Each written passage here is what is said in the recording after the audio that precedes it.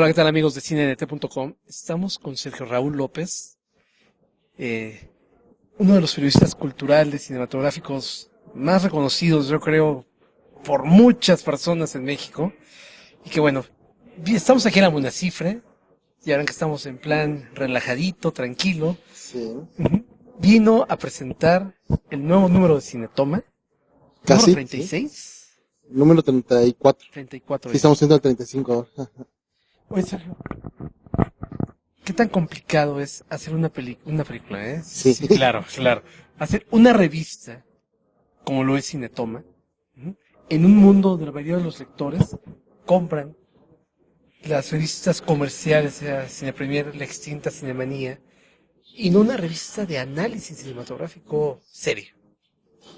Yo creo que el maestro Jorge Ayala Blanco tiene razón cuando dice que el CUEC, el Centro Universitario de Estudios Cinematográficos, se creó con una idea falsa, errónea de lo que es el cine, porque la enseñanza cinematográfica se reduce en el CUEC, y en el caso del resto de las escuelas de cine, se reduce a enseñar cómo hacer una película y no a enseñar la cultura cinematográfica en general.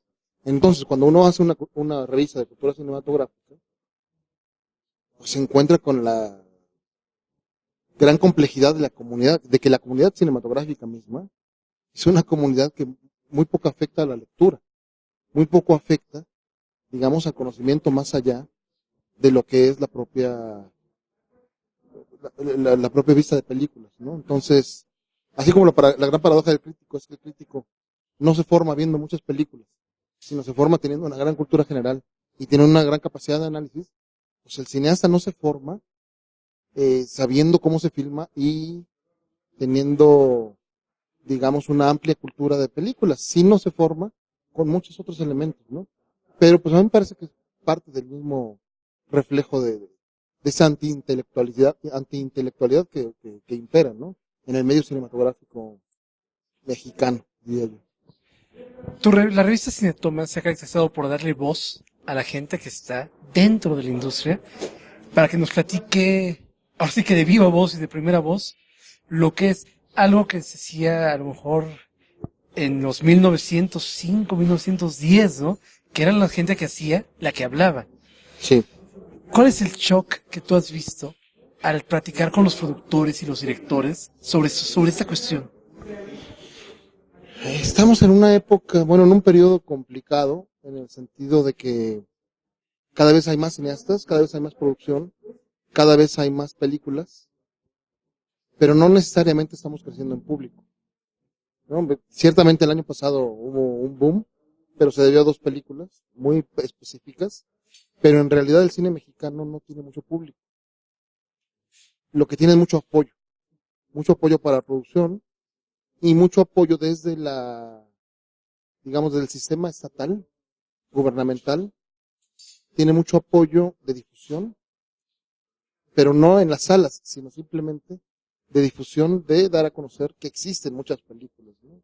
En ese sentido, bueno, Thomas se creó en un momento en el que ese crecimiento ya se ve, ya estaba presente en el 2008, ya el Festival de Morelia ya tenía unas 6 ediciones, el FICO acababa de desaparecer o estaba a punto de desaparecer, y se iban a crear nuevos festivales como FICUNAM, como Distrital, como esta Munacifre, ¿no? Que se creó hace 6 años, los que ya casi va a cumplir la revista, el Festival de Durango, eh, por ahí hubo muchas iniciativas que corrían al parejo de este crecimiento, digamos, de esta amplitud que estaba tomando la producción cinematográfica.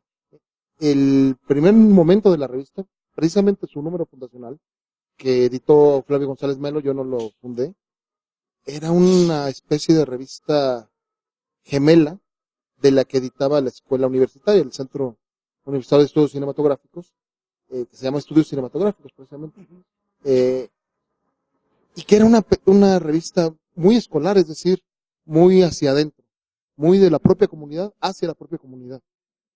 Y a mi labor, al llegar al número 2 de Toma, y desde entonces ha sido un poco írsela quitando de las manos solamente a la comunidad cinematográfica, es decir, la comunidad está en la revista, y los fotógrafos, los actores, los directores, En fin, todo este gremio escribe. Pero yo también empecé a darle cabida a los especialistas, es decir, a los académicos, a los estudiosos, a los críticos y a los periodistas que también están haciendo cultura cinematográfica y que en este mi primer momento de toma y que en general en el cine mexicano no son muy tomados en cuenta. Y me parece que eso ha sido una aportación de la revista. Ofrecer esta variedad de acercamientos hacia lo que es la cultura cinematográfica, hacia lo que es la producción de cine en México, pero sobre todo abrir espacios que prácticamente no existen para otras películas. Digo, perdón, para los trabajos en torno a las películas, ¿no? En ese aspecto, Dios, ha sido demasiado generoso. Hay mucha gente que ha colaborado en la revista, que escribe, que ha sido así que gracias a que les das la mano y dices, vamos, y que es una manera de darle a la gente visiones diversas, ¿no? Sí. Cosas que no se encuentran, ya no hablemos ni siquiera en otras revistas o periódicos, ni siquiera en la televisión, y muchas veces ni siquiera en las charlas que llegan a darse con directores. Sí, estamos en un momento curioso del periodismo cinematográfico en México. Eh, yo, yo soy periodista de cultura y creo que esa formación es la que me afecta para darle este ámbito muy particular a las revistas como editor. Porque en realidad los que se dedican al periodismo de cine tienen intereses mucho más cerrados en torno digamos, a lo que es la cartelera del momento y a los grandes éxitos del pasado. Pero no abordan esos detalles oscuros de lo que conforma, digamos, este amplio abanico de lo que ha sido la creación filmográfica, que ya tiene siglo y poco más de un siglo, ¿no?, de existencia. ¿Qué os puedes platicar de tu experiencia cuando pasaste por 24 por segundo, esta revista? Que bueno, ya, ¿cuánto desapareció ya? ¿Hace 2 años, 3 años? Desapareció justo cuando empezó Cinetoma. Cinetoma, hace 6 años. Sí. Es una revista que se fundó en el 2003. Era una revista que era, digamos, pertenecía a la dirección de series de Televisa, que era justo donde se hacían las cápsulas de 24 por segundo, las famosas cápsulas que salían en Canal 5 con Daniela Michel y Oscar Uriel, con guión de Joaquín Rodríguez. Ese equipo ya estaba muy consistente, muy armado. Estaban por cumplir, tenían 9 años ya en el aire y ya querían hacer una revista de cine porque tanto Joaquín como Daniela y como Oscar Uriel habían participado en esas revistas Cine Premier, Cinemanía y demás. Entonces, lo que les faltaba era un editor y tuvieron la ocurrencia de hablarme a mí y yo acabé, sí, usando el material de las entrevistas, sobre todo el cine de Hollywood, que ellos hacían porque eran ellos gente muy cercana a las majors, hacían muchos para entrevistar a todos los famosos de Hollywood, tenían un gran altero de entrevistas, y bueno, eso era la base de la revista, pero la otra base era mi experiencia cultural, y en esa experiencia cultural yo decidí que los críticos no tenían tanto que aportar como tenían que aportar gente de otras áreas o de otros ámbitos, como los propios escritores de ciencia ficción. En ese primer momento, José Luis Arata Herrera, Alberto Chimal y algunos otros, junto con otros especialistas, historiadores, narradores, críticos de cine, en fin, empezamos a perfilar lo que yo le llamaba una especie de conozca más o de muy interesante del cine. Es decir, si la gente que va al cine es gente joven, es gente que consume y que después su única plática es lo que vieron en el cine, les íbamos a dar elementos culturales en torno a las películas para que ampliaran instantáneamente su cultura general y que entonces pudieran hablar de algo más que de la sola película, sino de todo del contexto alrededor. Y eso al final nos fue derivando casi inmediatamente. Recuerdo que en el número 1 fue una primera revista en la historia de cine, pues, comercial, en sacar un reportaje sobre la situación del cine mexicano. Estaba ocurriendo lo del peso en taquilla. Tanto impacto tuvo que a los números siguientes, ya Cine Premier, Cinemanía, estaban hablando de esos temas que nunca habían tocado, ¿no? Empezamos a hablar cada vez más de cine mexicano, de las problemáticas que enfrentaba, de lo que se veía venir en términos de producción, del salto de calidad que estaba teniendo con estas nuevas generaciones, y de pronto la revista acabó teniendo la mitad de contenidos de cine mexicano. Entonces, cuando yo me salí de la revista para retomar el camino de freelance, yo ya tenía muy en claro que estaba dedicándome más que el cine comercial con el que empezó 24 por segundo, yo ya estaba muy ubicado que yo a lo que me iba a dedicar era entrevistar a directores mexicanos, preferentemente documentalistas, y a figuras internacionales del gran cine de arte o de autor, ¿no? Tú empiezas como periodista cultural. Sí. ¿Siempre te interesó el cine o hubo alguien que te jaló de esta manera para que te dedicaras a hablar de cine? Yo como periodista cultural siempre estuve interesado en la música. Empecé haciendo entrevistas, yo estudiaba algo de guitarra clásica, entonces empecé entrevistando guitarristas que yo admiraba, ¿no? Sobre todo cuando venían del extranjero. Me gustaba tener la oportunidad de hablar con grandes maestros como Manuel Berrueco, recuerdo ahora Norio Sato, entrevisté a Hopkinson Smith, un gran laudista, más los guitarristas mexicanos. Por ahí empezó mi carrera y yo me especialicé en la música clásica, en la música de concierto, sobre todo en música contemporánea, en música antigua, y lo empecé a hacer especialidad. Entonces eso me empezó a formar como periodista en ciertas líneas temáticas que uno va siguiendo. Entonces si uno se dedica, por ejemplo, al documental, lo mismo que a la música antigua, uno va encontrando ciertas ideas que se van cruzando en las entrevistas, ciertas ideas que te van conformando y te van dando un panorama global de lo que ocurre. Entonces, a mí me gustaban las artes, estaba especializado en música, pero cubría casi todo, aunque yo nunca me interesé por el cine comercial. Sí iba al cine comercial, pero yo preferentemente era gente más de muestra, más de comprar cine de culto en el Chopo, o más de ir a los cineclubes universitarios, o a las muestras de la UNAM, ¿no? Y me gustaba mucho la sala Fósforo y el cinematógrafo del Chopo, que ya no existen. El Chopo existe, pero ya no es un cinematógrafo. Ya es una sala de usos múltiples terrible. Entonces, a mí me interesaba mucho esa formación de cine. Yo siempre la tuve porque era parte de mi formación en el terreno del arte. ¿Cuál era la historia del arte? ¿No? En torno a la música, en torno a la pintura, en torno a la literatura y obviamente en torno al arte cinematográfico. Y el arte cinematográfico significa los grandes nombres de la historia. Entonces, cuando yo llegué a 24 por segundo, yo no estaba formado. Por ejemplo, hicimos un número especial de Matrix y yo no había visto una película de Matrix. Me tuve que verlas todas en la piratería. Lo que yo sí había visto era casi todo Kurosawa, casi todo Herzog, casi todo Fassbinder, casi todo que te gusta, Buñuel, ¿no? En fin, esa es mi formación y mi carácter. Entonces yo cruzo esa formación de cine con la formación de lo que está ocurriendo en el cine mexicano. Y esa es mi comparación sobre la que ahora trabajo. Por eso, aunque mucho se habla de ese gran despertar del cine mexicano, cuando yo comparo las grandes películas de la historia del cine mexicano, hablemos de La Fórmula Secreta de Rubén Gámez, hablemos de, no sé, La Banda del Automóvil Gris, o hablemos de Santa, o hablemos de Los Olvidados, yo no encuentro comparación.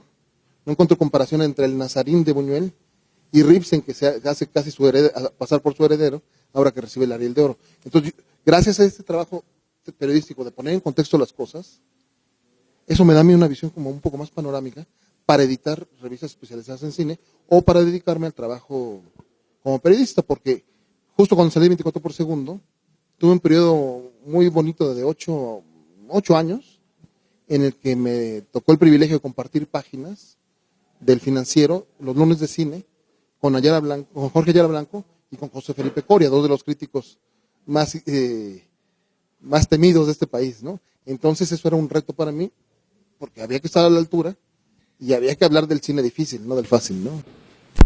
Y ahora, retomando un poquito alguna cifra, tienes no solamente a presentar la revista, sino a dar un taller a la gente de Fresnillo. Uh-huh. ¿Cómo sentiste a la gente con este taller que les diste?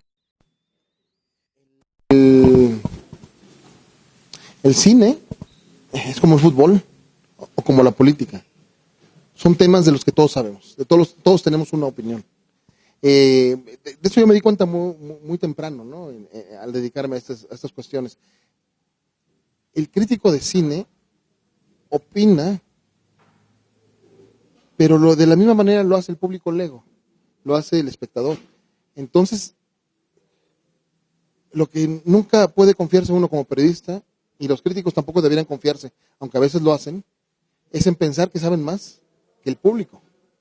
En ese taller al que acudieron periodistas, sobre todo periodistas y cineastas de aquí de Fresnillo, y alguna gente de Zacatecas, pues yo me encontré con gente que sabe mucho de cine, con gente que ya tiene una opinión muy formada, muy madura, que están apostándole muy duro a este renacer del cine mexicano, que además de hacer periodismo están haciendo cine, que están presentando sus cortos aquí en la muestra, y eso me parece que es reflejo del clima de efervescencia que está creando en México entero este gran momento de mucha producción, de abundante producción de cine mexicano. Estamos en un momento raro, ¿no? Donde solamente ya por fin se rompe el centro del país como el centro de creación de películas, ¿no?